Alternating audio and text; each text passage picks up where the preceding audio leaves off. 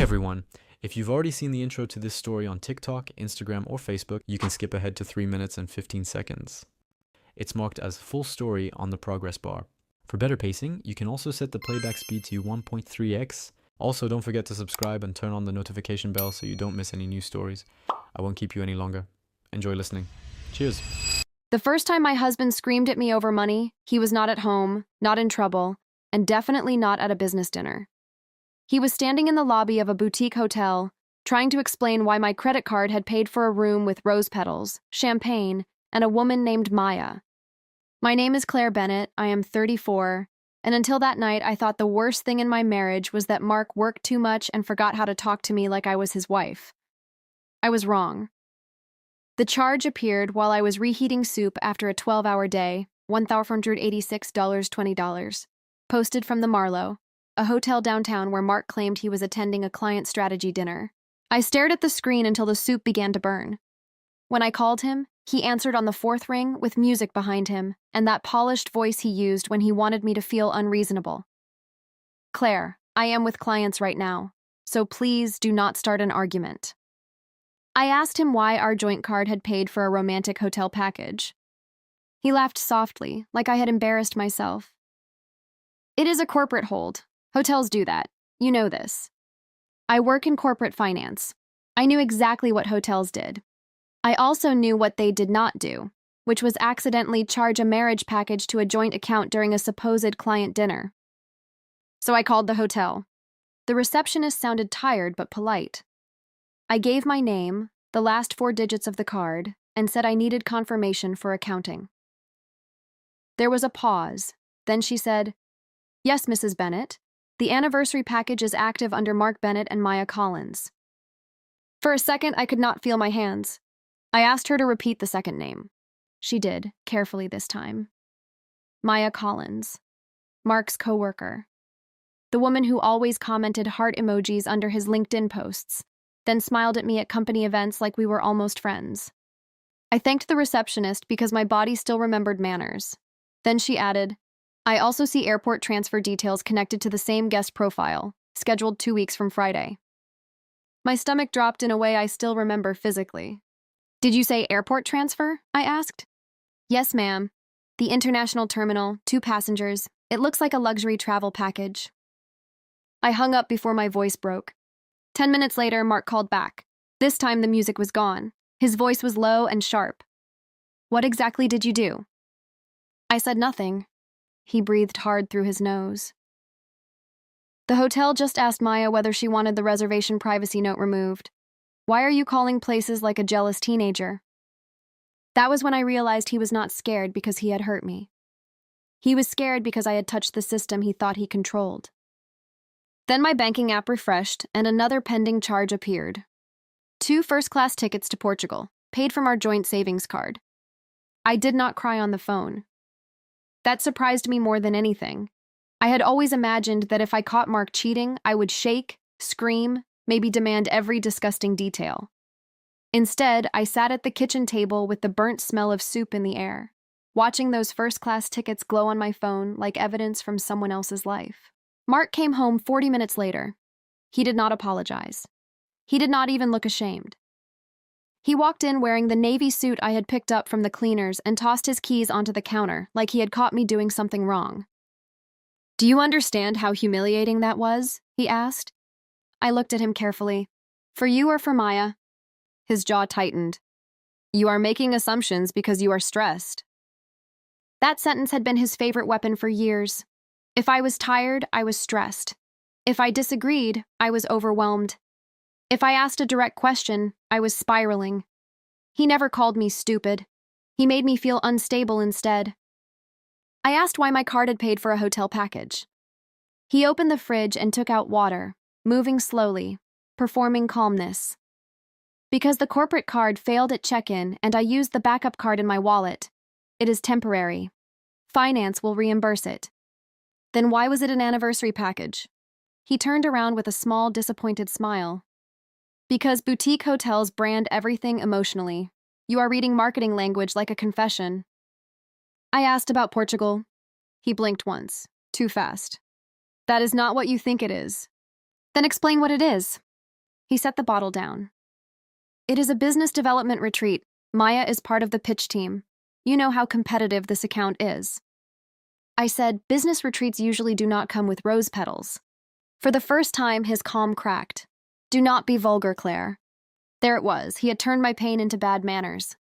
Before I could answer, my phone rang. His mother. I let it go to voicemail. Mark saw the name and shook his head like I had disappointed an entire bloodline. She is worried about me, he said. Why would she already know? He picked up his phone, typed quickly, then placed it face down. Because you are acting erratic and I needed someone sane to talk to. The word sane hit harder than the hotel. I stood up and said, I want the receipts. I want the emails. I want the reimbursement request. He smiled without warmth.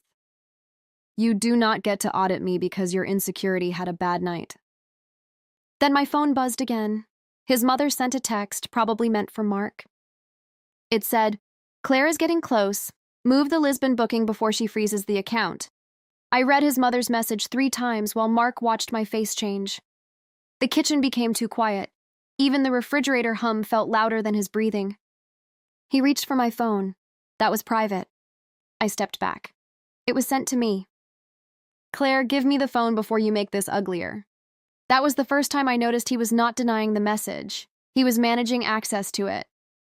For years, that had been our marriage in one sentence. Mark did not answer questions. He controlled who was allowed to see the information. When we met 7 years earlier, I thought he was confident.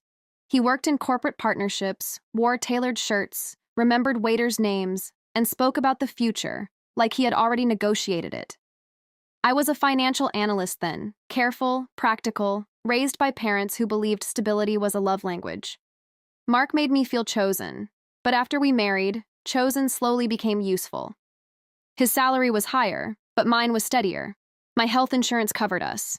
My credit score got us the condo. My spreadsheet paid the taxes, the mortgage, the car insurance, the invisible adult things he called background noise. He paid for dinners and called himself the provider. His mother, Evelyn, loved that version of him. At brunches, she would touch my arm and say, Mark needs a woman who supports his ambition, not one who competes with it. Mark always pretended not to hear. Maya entered our lives 2 years ago, when his company hired her from a luxury travel brand. She was pretty in a polished, expensive way, but what bothered me was not her face. It was how quickly Mark began using her name as punctuation. Maya thinks the client will love this. Maya knows that market. Maya says I should not undersell myself. Claire, I have heard so much about you, she said. I remember Mark laughing. Only good things, obviously. Maya smiled at him first, then at me. He says you keep him grounded. At the time, I took it as a compliment. Later, I realized grounded meant useful, domestic, safely waiting at home while he became whatever version of himself impressed her. That night, after the text from Evelyn, Mark followed me into the bedroom. My mother is protective, he said. She overreacts when you get emotional. I sat on the bed and forwarded the text to my personal email before he could see. He noticed anyway. You're documenting me now? I looked up at him. Should I not? His expression went flat. Then another notification lit up his locked phone on the dresser. A calendar preview, brief but enough. Lisbon confirmation M+M private itinerary attached. Mark snatched his phone so quickly that he knocked over the glass of water beside the bed. It spilled across the nightstand and soaked the book I had been trying to finish for months. He cursed, grabbed tissues, and somehow made that my fault too. This is what happens when you hover over me, he said. I almost laughed. Not because it was funny, but because the alternative was letting the room tilt. I did not create your calendar invite. He wiped the water with sharp movements. It is work shorthand. Mark and Maya, M+M. You are embarrassing yourself. Gaslighting does not always make you believe the lie. Sometimes it just exhausts you until fighting feels like proving you deserve oxygen. The next morning, Mark acted wounded. He made coffee, placed a mug beside my laptop, and said, I know last night was intense, but I forgive you. I looked at the mug and did not touch it. You forgive me for finding charges? For violating privacy, he said. For calling hotels. For dragging my mother into this. You involved your mother. He sighed like a therapist with a difficult patient. You always need blame to feel safe. At work, I tried to focus on quarterly reporting, but my hands kept drifting to my banking app. There was another charge, $312.48 at a fragrance boutique near Mark's office. I texted him, "Did you buy perfume yesterday?" He replied 12 minutes later, "Client gift. Please stop monitoring every purchase." Then, as if scripted, Evelyn called. I answered because I wanted to hear how far the lie had traveled. "Claire, marriage requires dignity," she said, voice honeyed and cold. "Men under pressure sometimes need professional relationships you may not understand." I said, "Professional relationships do not usually need perfume." She paused. "That is exactly the tone I mean." By lunch, Mark had sent me a long message about trust, boundaries, and financial abuse. He wrote that if I continued, we would need a serious conversation about separation of accounts. I stared at that line. Separation of accounts. From the man using my card. That evening, I came home to find Mark's sister Lauren in our living room. She looked uncomfortable but determined, like she had practiced concern in the elevator. "Claire, I love you," she said, "but Mom says you are tracking Mark like a criminal." I replied, "He is spending joint money on another woman." Lauren looked at Mark before answering. "He said you would say that." That was when my email pinged. A bank representative wrote, "Mrs. Bennett, following up on the home equity line inquiry submitted under your household profile." I read the email while Lauren sat on my couch, pretending she was not there to witness my breakdown. Mark reached for my laptop, but I closed it before his fingers touched the screen. "What home equity line?" I asked. His face changed for half a second. "Not guilt. Calculation. It was exploratory," he said. "We talked about renovating the kitchen. We talked about repainting cabinets, not borrowing against the condo." Lauren frowned. "Mark, you did not mention that." He shot her a look, and she immediately studied her hands. That tiny movement told me more about their family than any argument could. They all knew when to stop noticing. I called the bank in front of them. Mark whispered that I was being dramatic. Evelyn called twice while I waited on hold. Lauren asked if we should all take a breath. I kept the phone on speaker. The representative confirmed that an inquiry had been started online using Mark's login, connected to our shared mortgage profile. It had not been approved because my authorization was required. "Was there an amount requested?" I asked. Mark said, "Claire, do not do this." The representative hesitated. The preliminary amount was $75,000. Lauren's mouth opened. I felt something inside me go very still. After the call, Mark stood with his hands on his hips, as if he was the betrayed one. "It was for us." "For us or for Lisbon?" His voice dropped. "You are becoming cruel." That was his second favorite weapon. If calm did not work, he became wounded. He sat beside me, softened his eyes, and spoke like he was trying to rescue me from myself. "I have been under impossible pressure," he said. "This account could change everything for my career. Maya is part of that, but not in the way you are imagining." "Then show me the itinerary." He looked away. "I cannot share confidential work material." "Then show me the reimbursement request." "It has not been submitted yet." "Then show me one email proving this is business." He rubbed his face. "You are interrogating me like an enemy." Lauren quietly stood up. "Maybe I should go." Mark turned on her. "No, you should stay because apparently my wife needs an audience." For the first time, Lauren looked afraid of him. After she left, Mark cried. Real tears, or close enough. He said he felt unloved, disrespected, cornered. He said Maya understood his ambition because I only understood bills. I almost apologized. That is the part I hate admitting.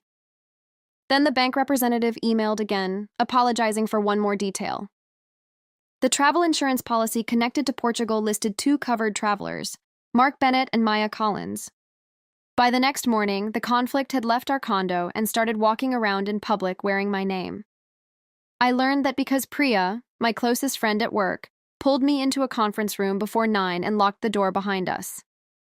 "Claire, please do not panic," she said, which was the sentence that makes panic feel mandatory. She worked in HR at a different company in the same office tower, but corporate circles overlap. Her boyfriend's roommate worked with Mark. Someone had heard Mark say he was dealing with an unstable situation at home. Someone else had heard Maya say Mark was basically separated, but trying to be kind. I stood by the glass wall, watching people carry coffee and laptops like the world had not shifted. He is building a story. Priya nodded slowly. He already built one. By lunch, I had 3 messages from mutual friends. Not direct accusations. Worse. Soft little probes disguised as concern. Hope you are taking care of yourself. Marriage stress is so hard. Mark seems exhausted. That last one made my vision blur. Mark texted at 2. We need to present unity tonight. Company reception. Do not make me explain your mood. I stared at the message, then typed, Are you asking me to attend an event with Maya? He replied, I am asking my wife to behave like my wife. I almost refused. Then I realized that staying home would let him narrate my absence. So I went. The reception was at a rooftop bar near the river. Mark greeted me at the elevator with a hand at my lower back, smiling for everyone else while his fingers pressed too hard. Thank you for coming, he said through his teeth. Please do not embarrass us. Maya found us within 5 minutes. She wore a cream dress and the exact perfume from the boutique charge. I knew because the receipt had listed the brand and bottle size. Claire, I am so glad you made it, she said warmly. Mark was worried you might not feel up to it. I looked at Mark. He smiled like a man posing with a trophy he owned. His boss, Daniel, clapped him on the shoulder and joked, Portugal better be worth all this secrecy. Maya has been guarding that itinerary like state secrets. Maya laughed too quickly. Mark's hand left my back. I said, I did not realize spouses were invited to business development retreats. Daniel blinked. They are not usually. Mark cut in. Claire means the broader scheduling conversation. Maya leaned closer, still smiling. Mark told me this has been difficult for you. I truly hope you do not use money to punish him for needing support. The rooftop noise faded around me. That was not something she guessed. That was something he told her. I should have left then. Instead, I stayed because I wanted to see who looked uncomfortable when money came up. That was the first useful lesson of the night. Guilty people do not always look ashamed. Sometimes they look irritated that you have become inconvenient. Mark guided me toward a quiet corner near the bar. You are twisting everything, he said, still smiling whenever someone glanced over. I kept my voice low. Why does Maya think I control your money? Because you called a hotel like a lunatic and froze everyone's ability to function. I froze nothing. Not yet, but you might, he said. The word landed between us. Before I could answer, Daniel approached with 2 clients. Mark instantly transformed back into charm. He introduced me as his brilliant but intensely private wife, which sounded complimentary unless you knew him. Then he introduced Maya as the person keeping our biggest expansion alive. One of the clients laughed and said, So she is the real wife this month. It was meant as a joke. It was not funny. Maya went red. Daniel looked at the floor. Mark laughed too loudly and squeezed my shoulder so hard I felt his thumb dig into bone. I said, That is an interesting thing to say at a company event. The client, a man named Victor, raised his hands. Sorry, bad joke. Mark talks about the 2 of them traveling so much that we tease him. There it was, not a hidden affair. A public rumor with catering. Mark whispered, Let it go. I turned to him and said, You should start first. His smile disappeared. For the rest of the evening, I watched Maya avoid being alone with me. She stayed near Mark, but not quite touching him. Close enough to claim intimacy, distant enough to deny it. When I went to the restroom, she followed 2 minutes later. She stood at the mirror, fixing lipstick she did not need to fix. Claire, I know this is uncomfortable. I dried my hands slowly. Which part feels uncomfortable? She inhaled, like she had been assigned compassion. Mark said you 2 have been emotionally separated for a while. He said you were focused on finances and appearances. I looked at her reflection. Did he say I agreed to pay for your hotel? Her lipstick paused. He said the accounts were complicated, she replied. He said you used money as leverage when you felt abandoned. That sentence was too polished to be hers alone. I stepped toward the door, but she added quieter. He also said you knew about Lisbon. I turned back. Maya's face changed when she saw mine. For the first time that night, she looked unsure. Then she whispered, Claire, you did know he filed paperwork, right? I stood in that restroom with my hand on the door handle while Maya watched my face collapse around a fact she thought I already had. Filed paperwork. 2 words that made the tile floor feel like it had shifted under my heels. "What paperwork are you describing?" I asked. Maya swallowed. "He said legal separation. He said it was mostly financial because you were worried about public perception." I laughed once, not because anything was funny, but because my brain needed a sound to release pressure. "Mark and I have not filed anything." Her eyes flicked toward the door. "I should not be involved in this. You are standing in a dress paid for by my card, wearing perfume paid for by my card, talking about a trip paid for by my card. You are involved." She flinched, and that was the first human reaction I had seen from her all night. When I returned to the rooftop, Mark was already looking for me. Maya must have warned him with her expression because his face hardened before I said a word. "We are leaving," he said. "No, you are leaving the conversation you started." He stepped closer. "Do not do this here." I looked past him at Daniel, at the clients, at the co-workers pretending not to listen. Mark understood audiences. So did I, finally. I said, "Then stop giving people false information about my marriage." His nostrils flared. "You are proving my point." On the ride home, he did not speak for 10 blocks. Then he said, "Maya completely misunderstood everything." I watched streetlights slide across the window. She misunderstood legal separation? "She is emotional because you attacked her." I asked what paperwork you filed. He gripped the steering wheel. "I made an inquiry, that is all." "With a lawyer?" "With a mediator." "Tell me his name." He did not answer. At home, I waited until he showered, then opened the shared desktop we used for taxes. I was not hacking anything. I was opening files under the household account where Mark stored receipts because he hated organizing them. There was a folder named Portugal Pitch. Inside were flight PDFs, hotel confirmations, restaurant deposits, spa appointments, and one document titled Household Transition Notes. My pulse moved into my throat. The notes were not legal paperwork. They were worse. A timeline. Freeze joint tension until after trip. Emphasize Claire instability if challenged. Keep Evelyn aligned. Reimburse later only if necessary. Shift narrative to separation if exposed. I read those lines twice, then took photos with my phone. At the bottom was one more line. Charge everything to Claire's Amex when possible. She checks statements at month end. That line did something the affair had not done. It turned my sadness into evidence. Until then, part of me had still been begging reality to become smaller.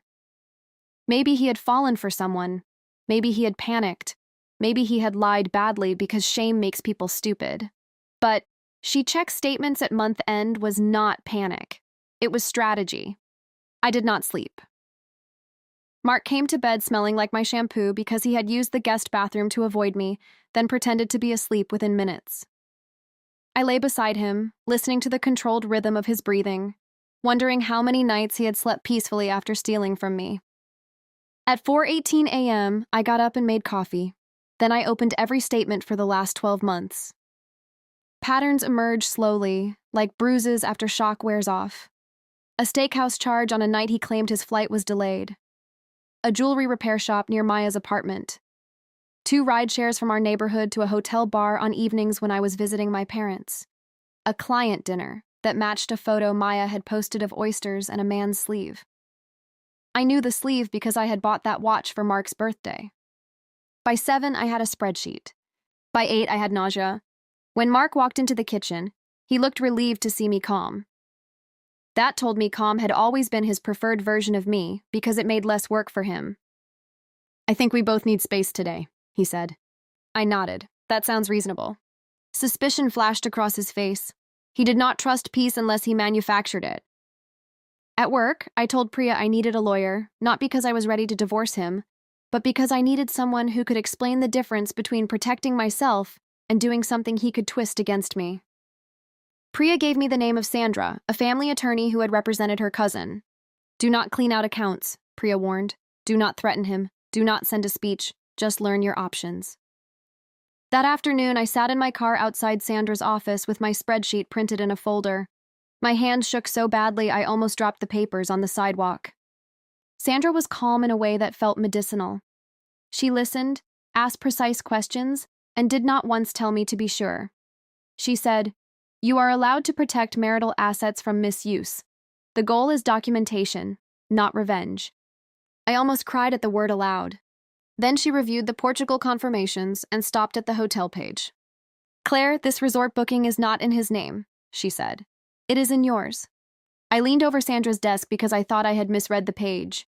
The resort confirmation showed my name as the primary guest, my loyalty ID, my card, my billing address, with Mark listed only as an accompanying traveler. Maya's name appeared under secondary guest notes, making humiliation feel bureaucratic. Sandra tapped the page with one red nail. "Did you authorize this?" "No, I never did." "Did you give him access to your loyalty account?"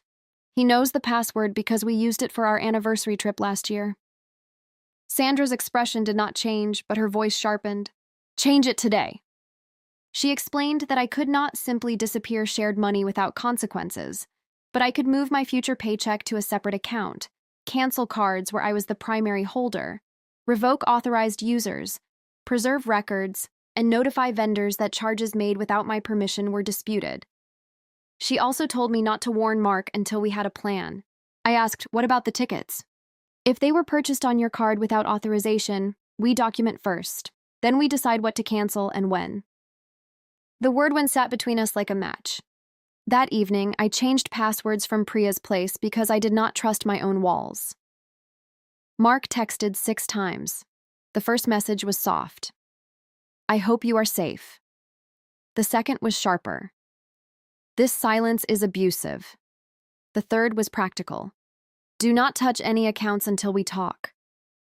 That one told me he had checked. At 9, Maya emailed me. The subject line was, "I think there has been a misunderstanding." I opened it with Priya sitting beside me. Maya wrote that Mark had told her our marriage had been over emotionally for a year, that we maintained shared accounts for tax reasons, that I had agreed to cover travel temporarily because reimbursements were delayed, and that she never would have entered a complicated situation if she believed I was being deceived. Priya muttered, "That is a woman realizing the bus is coming." Attached was a screenshot of Mark's messages to her. One read, "Claire knows I need this trip. She gets difficult when she feels replaced, but financially, she understands." Another read, "After Lisbon, I will file properly. Right now, I cannot risk her freezing resources." I felt cold all over. Maya had not sent that email out of kindness. She was protecting herself. But protection still produces evidence. Then Sandra called after hours. "I found something in the public filing search," she said. "Mark did not file for separation."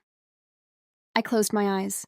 Sandra continued, "But he did request a consultation about claiming financial coercion by a spouse." Financial coercion. Those words sounded absurd, until Sandra explained how useful they could be to a man already telling everyone I was unstable. If Mark could make me look controlling, paranoid, and punitive, then any move I made to protect myself would look like proof. He had not just cheated. He had prepared a frame to hang around my neck. The next morning, I found the deepest cut by accident. I was looking through our insurance portal for account access logs when I noticed Mark had updated his emergency contact at work. It used to be me. Now it was Maya Collins. Not his mother, not his sister. Maya. I stared at that line until Priya said my name twice. "He replaced you administratively," she said quietly. That sentence broke me more than the hotel. Romance can be messy.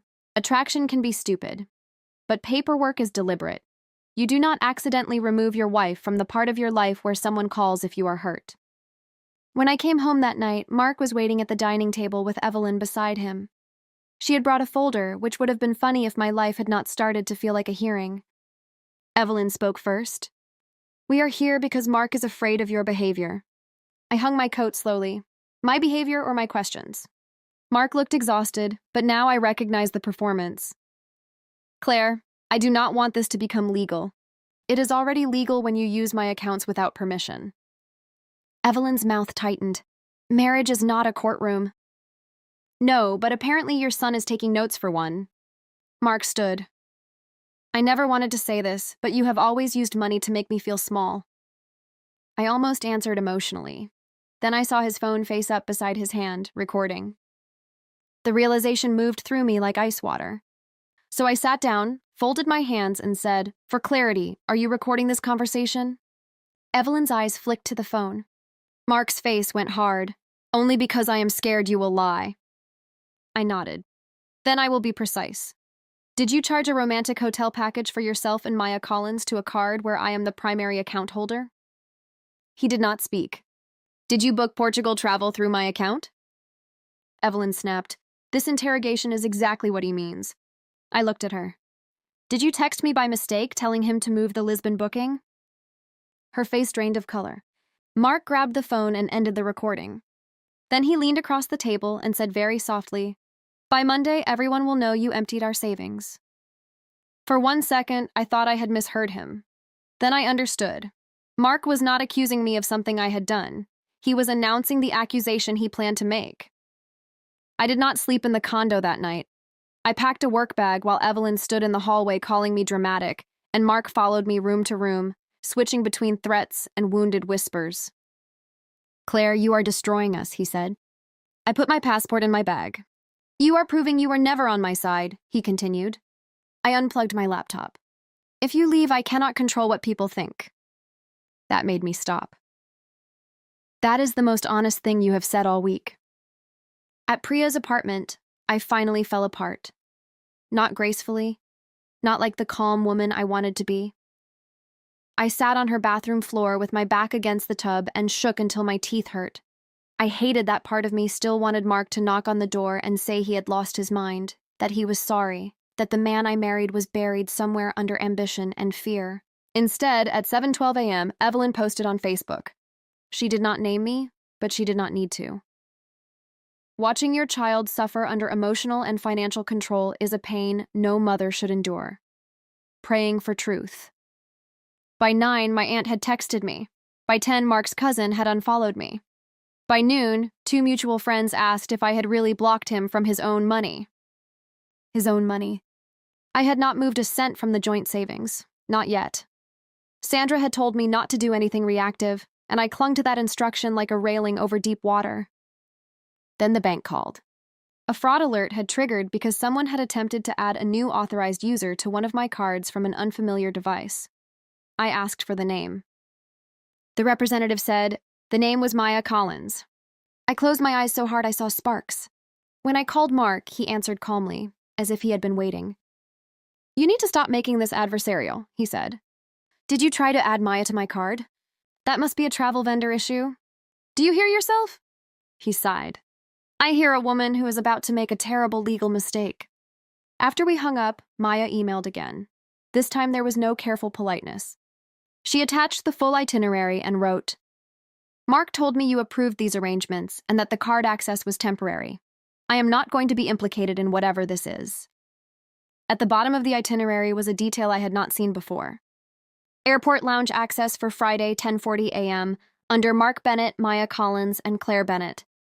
My name on the airport lounge reservation was the detail that made Sandra sit back in her chair and say, "Now I understand the shape of it." I did not yet. She explained it carefully. If my name appeared on enough travel documents, Mark could argue that I knew about the trip. If my card paid, my loyalty account booked, and my name appeared in the lounge party, then the story became muddy. Muddy was useful. Muddy made people tired. Muddy let charming men say, "It was complicated," while everyone quietly moved on. "So what do we do?" I asked. Sandra looked at the folder in front of her. "We make it clear." That day became the first day I stopped reacting and started acting. I opened a new checking account and redirected my payroll there. I did not drain the joint account. I left exactly what Sandra advised for household expenses and documented the balance with screenshots. I removed Mark as an authorized user from cards where I was primary. I changed passwords, security questions, recovery emails, and the passcode to my phone. Then we called the airline, the resort, the hotel, the transfer company, and the airport lounge. Every call was recorded in notes. Every representative received the same calm sentence. I am the account holder and primary guest. I did not authorize these charges or these guests. Please send written confirmation of any cancellation or access change. Some vendors resisted. The resort was the worst. "Mrs. Bennett, cancellation may forfeit the deposit," the agent said. I understand completely, I replied. Please confirm in writing that the booking was made through my account without my authorization. There was a pause. I can escalate that. Please do exactly that. By evening, my inbox was a chain of small confirmations. Lounge access revoked, transfer canceled, resort guest list frozen pending identity verification, hotel package canceled, card dispute opened. I expected to feel powerful, I felt sick. At 8:03 p.m., Mark texted, "Did you touch the travel?" I did not answer. At 8:05, he wrote, "Claire, this is not just personal. You are interfering with my work." At 8:09, he wrote, "Daniel is going to hear about this." At 8:14, Daniel himself emailed me from his company address, copying Mark. "Claire, I understand emotions are high, but please do not jeopardize a client-facing initiative by interfering with approved travel." Sandra read the email and went very still. "Approved by whom?" she murmured. Then she opened the attachment Mark had sent Daniel. It was a reimbursement pre-approval form with my electronic signature at the bottom. The signature looked like mine at first glance. That was the point. It was my name in a font generated by a document platform, attached to a checkbox that said spousal approval for temporary use of personal credit facilities. The phrase was so ridiculous I almost missed the real danger. Mark had not just lied to me, Maya, his mother, and our friends. He had given his company a document making it look like I consented. Sandra asked, "Did you sign anything for his employer?" "Never, not once." "Did he have access to your email?" "He knew the old password before I changed it." She nodded once. "Then this is no longer only divorce." The realistic twist was uglier than a simple affair. Portugal was partly romantic, partly corporate. Mark had planned to turn a luxury trip with Maya into a client development expense, float the personal costs through my accounts, reimburse selected charges through his company, and tell everyone I had approved it because we were transitioning. If it worked, he got the trip, the woman, the client credit, and the image of a patient husband escaping a controlling wife. Maya had believed enough of it to go along. Daniel had believed enough of it to protect the pitch. Evelyn had believed whatever made her son the victim. Sandra drafted one email. Not emotional, not threatening, just facts. It went to Daniel, his company's legal department, and their ethics inbox. Attached were the hotel confirmation, Maya's email, Evelyn's text, the attempted card authorization, the fake signature, and my statement that I had not approved the use of my accounts. "Do not editorialize," Sandra said. "Facts scare people more than insults." Friday morning came cold and bright. Mark had not come home the night before. I knew because the doorbell camera never caught him. At 10:22 a.m., my phone rang from him. I let it go to voicemail. At 10:31, he called again. At 10:43, he finally left a message. His voice was low, frantic, and stripped of polish. "Claire, the lounge says Maya is not cleared. The airline says the card is under review, and the hotel is asking for your physical ID. What did you do?"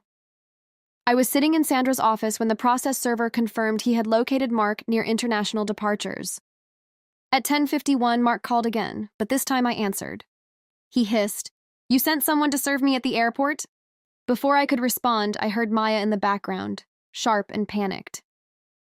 "What do you mean your wife paid for everything?" I did not give Mark a speech at the airport. No insult, no final performance for the woman beside him with a suitcase paid for by my card. I only said, "All communication goes through Sandra now," and ended the call. For the first time in our marriage, I hung up before he could define what had happened. The next 48 hours were ugly, but not explosive.